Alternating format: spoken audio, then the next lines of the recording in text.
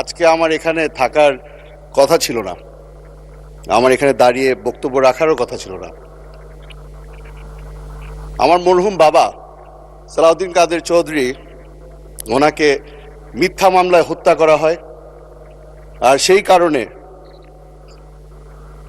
the Almighty in His great wisdom has decided that I stand here in His stead. আমার প্রধানমন্ত্রী বারবার করে বলেছে, জুলাই সনদের মধ্যে যা যা লেখা আছে অক্ষরে অক্ষরে সেটা বাস্তবায়ন করব আমরা। তবে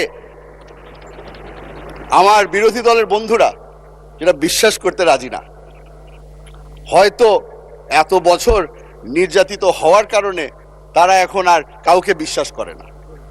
তবে আমি বলে রাখি, আপনারা যেভাবে করে 17 বছর নির্যাতিত হয়েছিলেন, আমরা এখানে যারা উপস্থিত আছি আমরা সকলেই নির্যাতিত হয়েছিলাম। আপনারা যেভাবে করে এখানে সংসদ সদস্য আছে যে আয়না ঘরে অনেক বছর ছিলেন, আমিও সেই একই আয়না ঘরে 7 মাসে হয়ে এসেছি।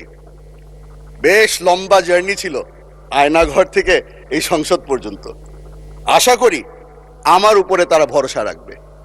আশা করি যারা যারা এখানে নির্যাতিত, যারা এখনো এই গুমের শিকার, যারা এখনো প্রিয়জনকে ফিরে পায়নি, তাদের উপরে ওনারা ভরসা রাখবেন।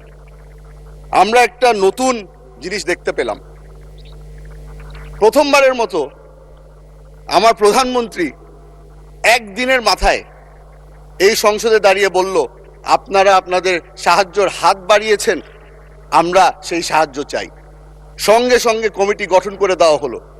এই ন্যাশনাল এবং ইন্টারন্যাশনাল ক্রাইসিসের মধ্যে আমরা তাদের সাহায্য কামনা করি, এবং যেহেতু তারা সাহায্য করতে চেয়েছে আমরা তাদেরকে ধন্যবাদ জানাই।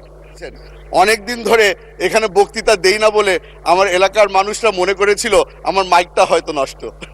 আজকে আমি প্রমাণ করতে পারলাম যে আমার মাইক ঠিক আছে এবং আমার স্পিকার আমাকে সুযোগ করেছে।